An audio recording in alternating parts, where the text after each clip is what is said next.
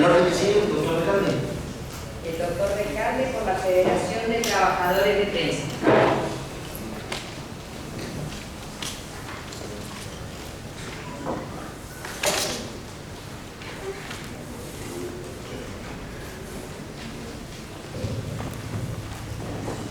Buenos días, señor ministro del excelentísimo Tribunal Superior. Mi primera manifestación va en la línea del expositor del doctor Carlos Varela, en el sentido de aplaudir la decisión del Tribunal de convocar esta audiencia, porque creo que la participación del pueblo en las cosas públicas siempre nos va a representar. Seguramente voy a repetir algunas cosas que dijo el doctor Varela, voy a tratar de evitarlo, pero me parece interesante analizar la suerte de este derecho a la negociación colectiva, a celebrar convenios colectivos de trabajo, cómo fue el itinerario recorrido por nuestro país. Y hay una extraña o ingrata similitud entre la evolución del Estado de Derecho y la suerte en la negociación colectiva, en celebrar convenios colectivos. Estaba en la Constitución de 1949, estaba establecido estos derechos, no específicamente, pero sí en la interpretación amplia del artículo 37, 38, 39 de la Constitución. En 1953 se sanciona la ley 14.250, pero haciendo un raconto de los años, uno llega a la conclusión de que poco tiempo tuvo de vigencia el derecho de los trabajadores a negociar colectivamente, a celebrar convenciones colectivas de trabajo, que es una de las herramientas más importantes que tienen los sindicatos para defender salario y condiciones de trabajo. ¿Por qué digo esto? Porque en 1955 se produjo el golpe de Estado y se terminó la posibilidad de los gremios de celebrar convenios colectivos de trabajo. Después, recuperada la democracia, en 1958 comienza a celebrarse convenios colectivos, pero inmediatamente en el año 62 se produce otro golpe de Estado, reasume en el año 1963 el doctor Ilia, pero ya en el 66 otro golpe de Estado termina con la negociación colectiva, que es reemplazada por lo que el doctor Capofila llamaría regla estatal, la ley, digamos, que la ley 17.224 estableció per se los porcentajes de aumento de la negociación colectiva durante un lapso aproximadamente de 2 años. Esto fue en 1967, recién en 1973 se recobra el derecho a negociar colectivamente y dura poco porque en el año 1976 la dictadura cívico-militar termina con el derecho a pagar terminados con vida, haciendas, libertades y otros derechos humanos de no solamente de los argentinos sino de quienes habitaban en nuestra patria. Y fundamentalmente esta represión y esta sanción cayó sobre las espaldas del movimiento obrero. Yo podía enumerar, no quiero ser larguero, tampoco tengo mucho tiempo, la cantidad de derechos que conculcó la dictadura cívico-militar. Es decir, haber convertido el derecho constitucional de huelga en un delito, el derecho penal, sería tal vez una de las señales normativas más regresivas que pueden darse. Cuando se recupera el Estado de Derecho en 1983, recién en 1988 se recupera plenamente el derecho a negociar colectivamente. Hasta que en 1991, si uno va sumando los años de impedimento de negociación colectiva, realmente es pavoroso. En 1991, el entonces presidente Menem y el ministro de Economía, Domingo Cavallo, dictan un decreto, el decreto 1334 de ese año, 91, donde condicionan la negociación colectiva a que se celebren cláusulas de productividad.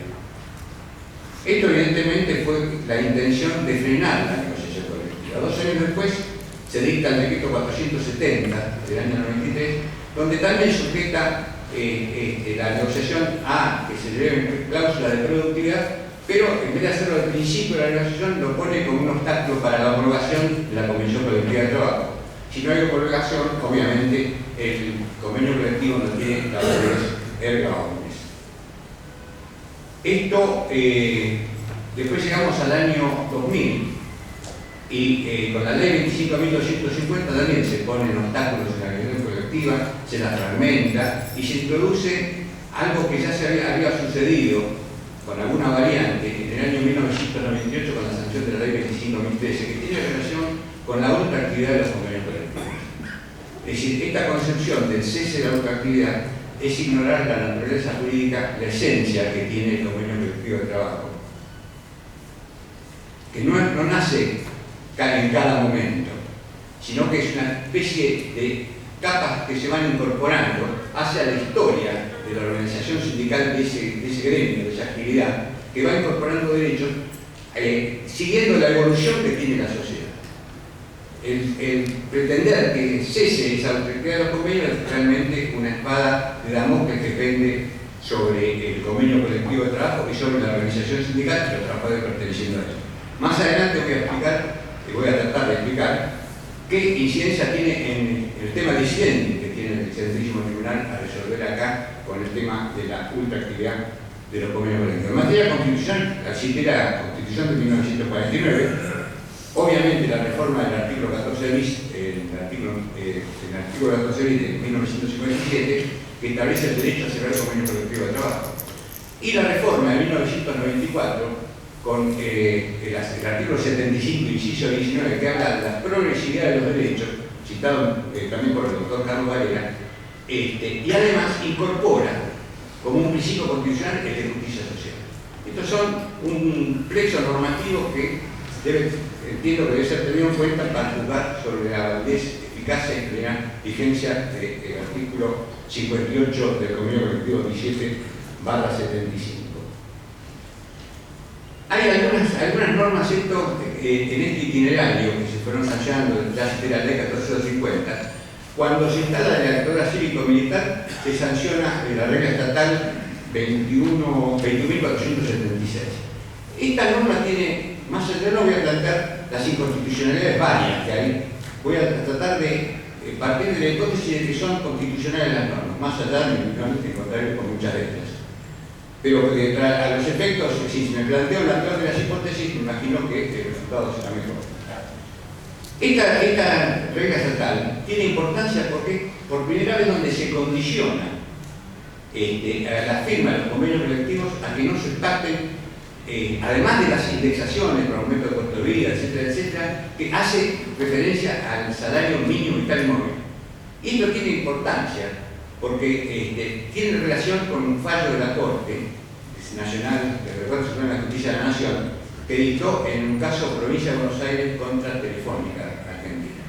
Que en dos casos después explicaré por qué. Ahí se cita explícitamente la referencia al derecho constitucional que también tienen los gremios a celebrar y tener a los trabajadores a tener un salario mínimo, vital y móvil. Las leyes posteriores, esta es una ley general y específicamente trata el tema del salario mínimo, vital y móvil. Después viene la ley 23.928 del año 91, que es la que establece el sistema de convertibilidad. De triste memoria para la recuerdo.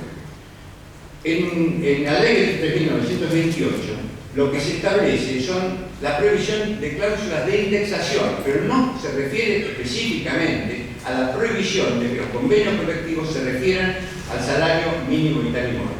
Y esto tiene mucha relación con el fallo de la Corte que acabo de enumerar. Después se sanciona la ley 24.013, donde sí, el año también 91, con posterioridad a la ley de convertibilidad 23.928, donde sí se cita específicamente la prohibición de que los convenios colectivos aludan y tengan referencia o tengan como parámetro el salario mínimo vital y móvil. Después la ley 25.013, que es la que habla de la ultraactividad, también se refiere en forma general, pero no específica, al salario mínimo vital y móvil, cosa que se repite también con la ley 25.561 del año 2002. Previamente la ley 25.250, la verdad es que uno tendría que tener memoria de aquellas personas que se dedican a la quiniela, porque recordarse todos los números de ley es un poco difícil, pero de anotar. La ley 25.250 también hablaba de la otra actividad, así que relacionándola con la ley 25.013 y después voy a hablar específicamente de esto. La ley 25.561 no menciona al salario mínimo vital y móvil. Y si no lo menciona es porque no tuvo en consideración limitar a los convenios colectivos en la referencia al salario mínimo vital y móvil. Pero después se produce la sanción de la ley 26.598, que se sanciona el 6 de julio del año 2010.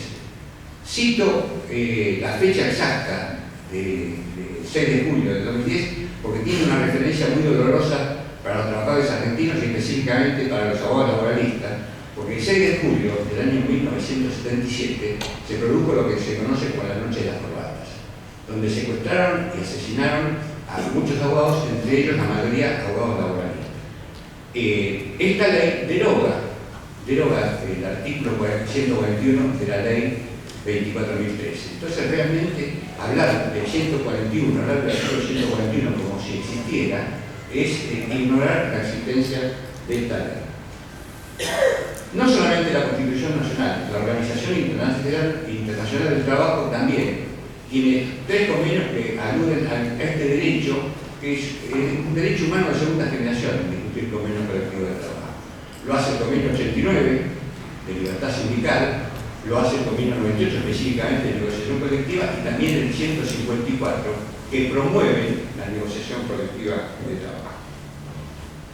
Me voy a permitir leer sintéticamente el fallo de la Corte Suprema que acabo de citar, que me parece trascendente para la dilucidación de este caso que ustedes tienen a resolución. Dice la Corte: las leyes siempre deben interpretarse evitando darles un sentido que ponga en pugna sus disposiciones, destruyéndolas unas por las otras y adoptando como verdadero el que las concilia y deja a todos con valor y efecto. Y cuando la ley emplea determinados términos, es la regla más segura de interpretación. Acá es el término que no emplea, no se refiere al salario mínimo. Y emplea, es decir, cuando la ley emplea determinados términos, es la regla más segura de interpretación, la que de esos términos no son superfluos, sino que han sido empleados con algún propósito, o no empleados con un propósito agrego, por cuanto en definitiva el fin primordial del intérprete es dar pleno efecto a la voluntad del legislador, cuidando de no alterar y de buscar en definitiva, por vía de interpretación, el equilibrio del conjunto del sistema. También la Corte, en un fallo que tal vez en cuanto a la resolución no tenga mucha trascendencia, que es el fallo Madorrán, que establece el derecho de los empleados públicos a la estabilidad propia, porque va de suyo que la Constitución Nacional dice que los empleados públicos gozan de la estabilidad en el empleo, a diferencia de los trabajadores privados, que tienen una estabilidad impropia relativa. Pero los fundamentos del fallo Madorrán son realmente señeros para interpretar toda nuestra legislación, en la interpretación de la integración de la Corte Suprema de Justicia Nacional actual. Por supuesto que hay fallos anteriores que no van en la misma dirección.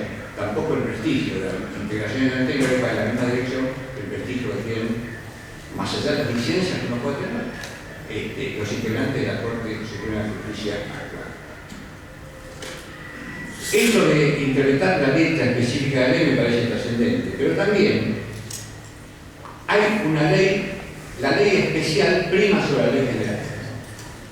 El artículo 141 de la ley de empleo, que es una ley general, establece específicamente la prohibición de la referencia al salario mínimo vital y móvil. Pero después también una ley especial deroga el artículo 141. Y la ley especial prima sobre la ley general.